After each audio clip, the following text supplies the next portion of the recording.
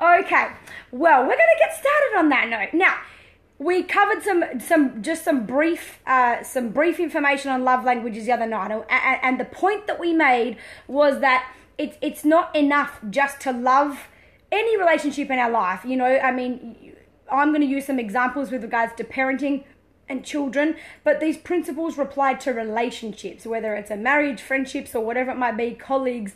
It applies everywhere. So it's a one thing to know that we love people.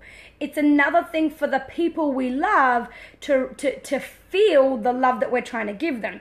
And so the way that we communicate that is with what's called a love language.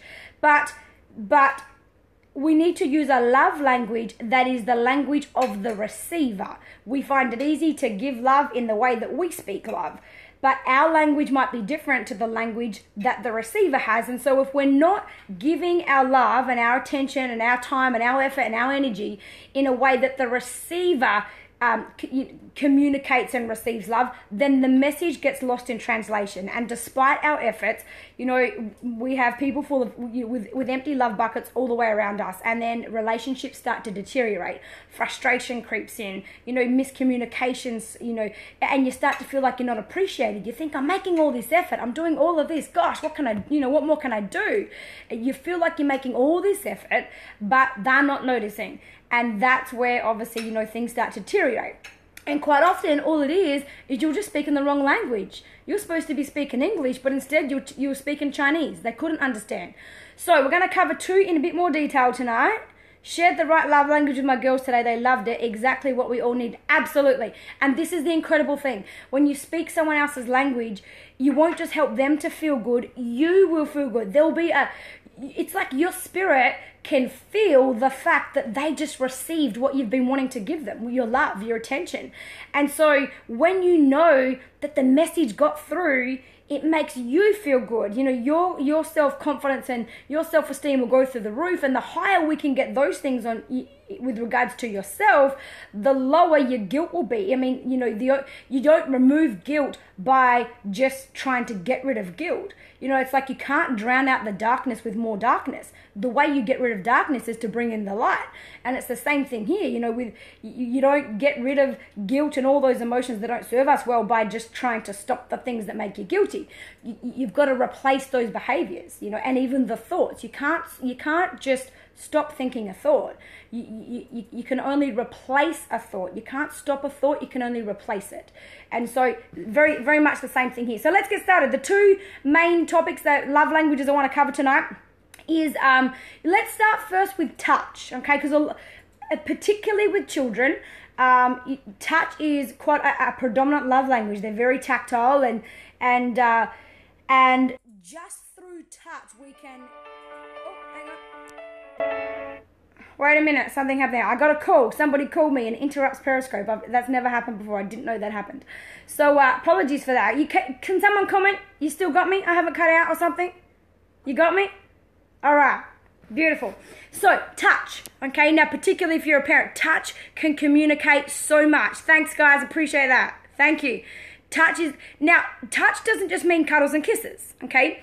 This could be, you know, playing wrestling games, throwing children in the air, you know, even just little things like, you know, like doing their hair, things like, you know, even if your child is 10 years old and they've been doing their hair for 4 years, just every now and then going to the effort to say, hey, let me do your hair for you. You know, I'd love to do your hair. Would that be okay? Not just, oh gosh, I'll do your hair for you then. Don't do it out of obligation. So here's the key, all right? Piggyback rides, absolutely. Yeah, definitely. So here's the thing. You've got to find, doing their nails. I've got 3 girls. We do a lot of that. But you've got to find a reason to touch them outside of when it's necessary. Okay, that's the key. Touch, if someone's love language is touch, please find a way to touch me outside of when it's necessary. You know, getting me dressed and lifting me to put me in the pram and, you know, carrying me to bed, they're not part of the deal, all right? So go ahead, let me open this up. Let me not be the one with all the ideas. Let me ask you for your ideas. Everyone now, give me 1 or 2 comments of ways that you can think of that you can show your love through touching someone whose love language might be touch. Holding their face, absolutely. You know another one? Just putting your hand on their shoulder while you talk. Let's say your child comes to you, or your husband or your wife, it doesn't matter who, and as they're talking, make the eye contact and at the same time hold their hand, or put your hand on their shoulder. Butterfly kisses, that's a cute one. Yeah. Keep going. Give me some more. Rub their back, absolutely. Yep, keep going. Let's do it. Let's go through some ideas.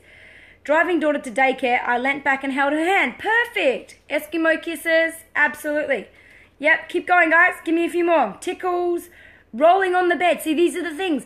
Throw them in the air, wrestle with me, roll on the bed, jump on the trampoline and throw me around or something, or round and around the garden. Perfect. So awesome. I love this. Holding my girls' hands and dancing to music with them. Excellent. Yes, Kirsty. Definitely. See, even just that little effort, and it might just be for the chorus. You might not have a lot of time, but maybe they're listening to a song and you say, you know what, I'm going to dance a chorus with you. And you don't just dance in your own space. You pick them up and whiz them around or whatever it might be. Now, this little piggy. Yeah. Definitely. Even that, doing this little piggy went to market. Resting, beautiful. You guys have got it. So these little things speak volumes. You listen. If your love language isn't touch, you'll think it's no big deal. You'll think just holding their hand while you're driving, or putting your hand on their lap if they sit in the front seat next to you, or if touch isn't your love language, you won't think it's a big deal. All right, but let's say, for example, your love language is words of affirmation, which is the next one we're going to talk about. And you need someone to tell you you're good enough, you're amazing, to comment when you've made an effort to make yourself look good and things like that, or, you've done a good job or whatever, or you've gone out of your way to please someone. You need, if your love language is words of affirmation, you need your efforts to be noticed.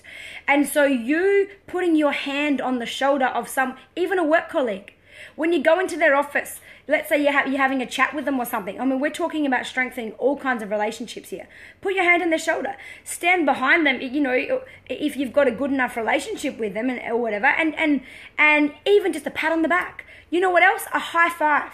A high five does volumes for a child or a person whose love language is touch. All right? Now, let's move on to words of affirmation. Words of affirmation is now I'm gonna cover this topic not in the next Periscope but the one after, so it'll be the first one I do next week.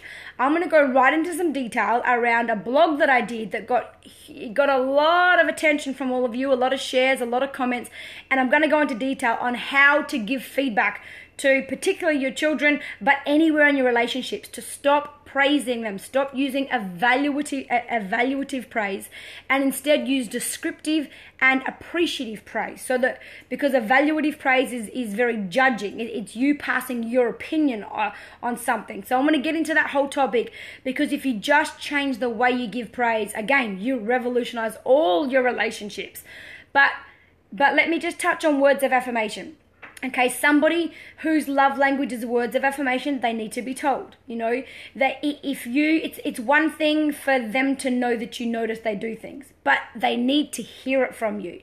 They know you love them. They need to hear it from you, not just in the way I love you. And they need you to notice when they weren't intentionally trying to be noticed. All right. So when they're just, let's say, for example, your child just walks past their shoes or something and picks them up and puts them away. Or let's say they finish eating and they bring their plate or something up to the sink or whatever, rather than leaving it on the table. They might not have necessarily been doing that for you to notice, but in their mind, they know you want that. And so they're behaving in a way that they are trying to please you with, and if that goes unnoticed, it really hurts their feelings. Okay, so they need you. They can't just know that you know. They need to hear that you know. All right. So words of affirmation are crucial, but when you're giving words of affirmation, I strongly suggest not to use evaluative praise, not to use things like, "Oh, good girl," "Oh, you're so amazing," "Oh, you're a good boy," "Oh, "Oh, excellent, that's excellent, I love your picture, it's beautiful." All right. My son always asks me, "Are you proud of me, Mum?" Hey, listen, we need to address that. I want you to come to the parenting workshop. All right. If anyone has children that are literally that's a sign, that can be a sign that they aren't getting what they need. Maybe you've just misread their love language. It can be very simple and very easy to fix, and things can turn around very fast. But sometimes that can be a sign of, I'm getting empty. My love bucket's getting empty. I was hoping you were going to tell me I was good enough, but I haven't quite got what I need. I'm going to have to ask for it. So if your children are if asking, are you proud? One of two things. Maybe they don't feel like they're being noticed enough, and that's important to them because it could be their love language. So thank you very much for putting that up here and for being so open about that, because I know a lot of people are relating to this right now, okay? The other thing it can mean is that they have become so dependent on praise because society teaches us. I don't want any of you to feel wrong, okay? I know that everyone gets taught to praise, good boy, good girl, well done, oh, that's pretty, that's amazing, oh, wow, look at your work, that's amazing. All of that kind of stuff, that, when you know better, you do better. And for most of us, we just don't know what we don't know, okay?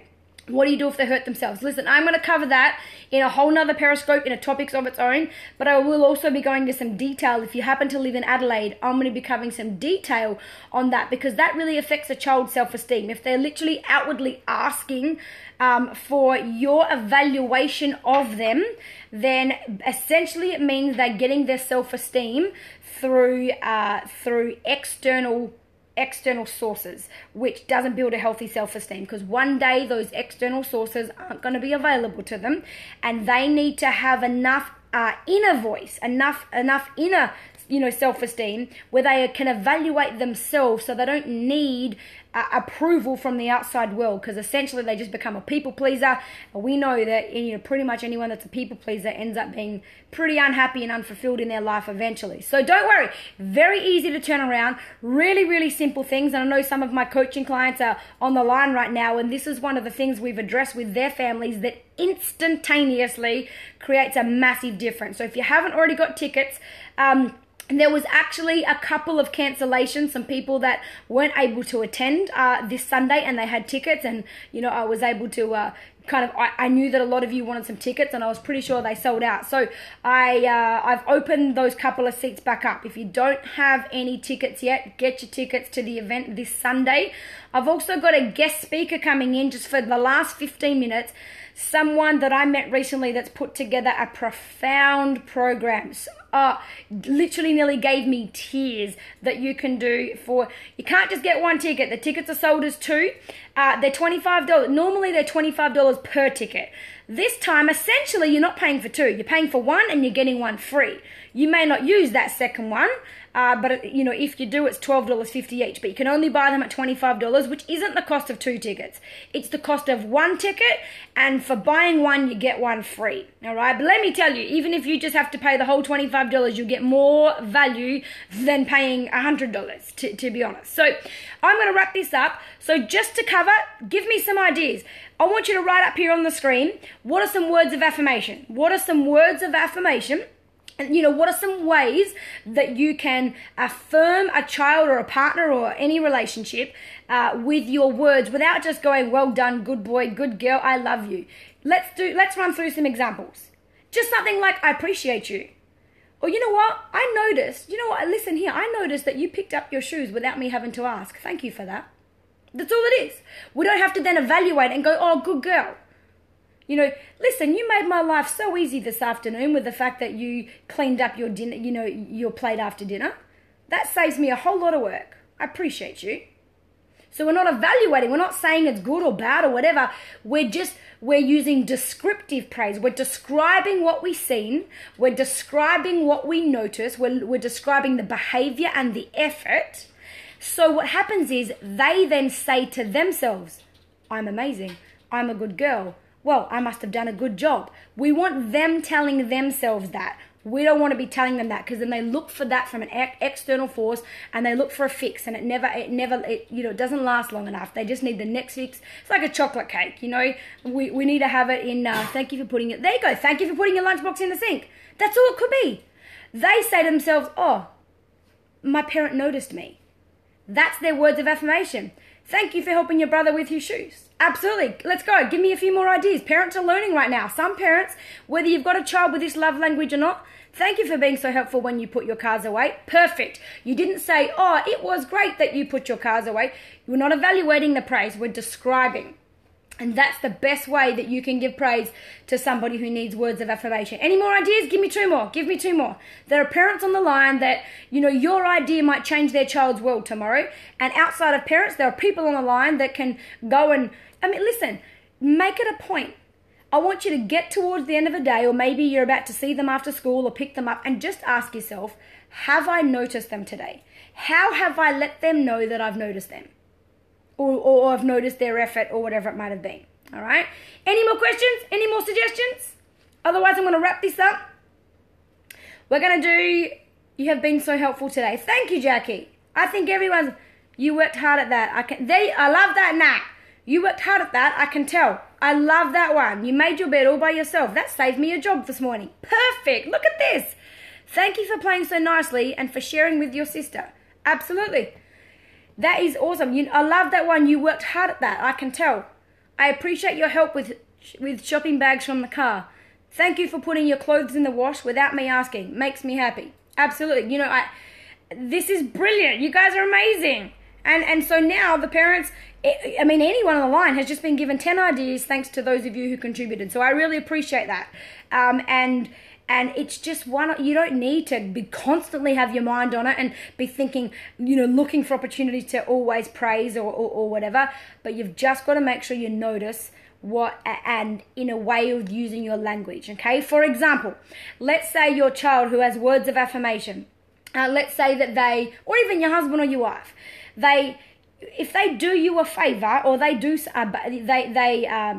a behavior that you want them to repeat and that they're doing to please you, you can't just go. If your love language is touch, you might feel like you want to just go up and give them a big, huge hug.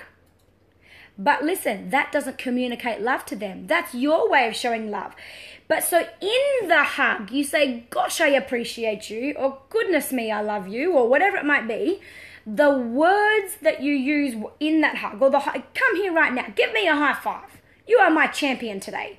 Whatever, the high five, is the touch, and that might be your natural instinct if you're someone with a love language of touch, but it doesn't, not even a hug communicates the message as well as, hey, I noticed what you did. And then vice versa. If your love language is words of affirmation, or for parents for all of us, when we get lazy, we just try to use our words. Oh, good boy, oh, good girl, I love you, I love you. And that's us getting lazy, and we're just trying to be convenient and not have to put in some, extra effort. The three other love languages are gifts, which we'll talk about next time, quality time, and acts of service. This is a big one, and I can't wait to talk about those on the next one. But for now, guys, I'm wrapping this up. If you want some more detail on this, go to my Facebook page, hollynoonan.com. So saying I'm proud of you was where the language went. Yeah, so listen, let me tell you a really small change on that. Instead of saying I'm proud of you, I want you to change one word and watch their eyes. You'll see the difference. It's I'm proud for you, not proud of you. Just change it to for. Think about this. Let me say it to you right now. You guys have all contributed on the line tonight. If I turned around and said, you know what, thank you so much, guys. I'm so proud of you. Now watch this. Guys, thank you so much for your contribution tonight. I'm so proud for you. I'm so proud for the contribution you made. The word for is so different. With that one slight change, completely changes the subconscious message that the person receives. I'm so proud for you. Wow, I appreciate the colors you've used in this coloring. I'm so proud for you. For you, not of you. How do you know what a child's love language is at 3 years old? I don't have the time to go into it because I don't want these periscopes to go for too long. But here's your answer in detail. Go to my Facebook page, hollynoonan.com. Type that in the search of Facebook. If you haven't already, like the page. And you'll see that, just scroll down. Just yesterday, I think it was, or the other night after Periscope, I posted the post with the article called The 5 Love Languages. Is Your Love Being Lost in Translation? In that article, it will describe all 5 love languages and the question you can ask your child to know what their love language is, as well as you've got to look at their behaviors as well, all right? And also, what's important in that I haven't discuss tonight is the worst thing you can do with people with those love languages. For an example, listen, let me close on this. I'm sorry, I forgot to say this, and this is important. Let's say you're dealing with a child. Fantastic article. Thanks, Nat. Let's say you're dealing with a child whose love language is touch. Touch is the best way you can show them your love. That's how they will interpret and receive the message. But also, the wrong kind of touch can be the worst. You will violate them. For example, smacking them and pulling them and holding their arm real tight and something like that. That's the worst way that you can discipline a child they feel so violated. The thing they need the most, you just violated. Whereas if you smacked or pulled or, kind of pushed forward a child or grabbed a child whose love language is words of affirmation, that won't really matter too much to them. But you will break the spirit, if you are using touch in the wrong way for someone whose love language is touch. By the same token, words of affirmation. You can build their self-esteem. You build their spirit with words, okay? But don't give empty words. Don't give words for the sake of words. They need to know they've earned it. They don't need your praise. They need you to notice. They need your recognition. But don't recognize something they haven't done, because then they'll learn not to trust you. It's a whole nother periscope on its own. But for that person, the worst thing you can do is say the wrong thing when you're frustrated, or say something nasty, even something like, gosh, you're selfish, or, something like that. You kill their little spirit, all right? So the love language, the way they receive love, you've got to also be mindful as a parent, and let's all of us become conscious together that can be the way you violate them the most if you do it the wrong way around. So hopefully that's been of value for you tonight. I have noticed all the love hearts. Thank you so much. My screen looks very colorful with the pink and the purple and the green and whatever else. I appreciate you guys for all the love. And here's what I want you to do as we close out tonight. I want you to leave here with courage. I want you to decide to have courage. The courage to believe in a better way. The courage to voice what you've got to say. It's a big one. We're going to talk about that at the workshop. The courage to believe in a better way. The courage to voice what you've got to say. The courage to thrive when times are tough. And above all else, the courage to know you are good enough. Good night, everyone.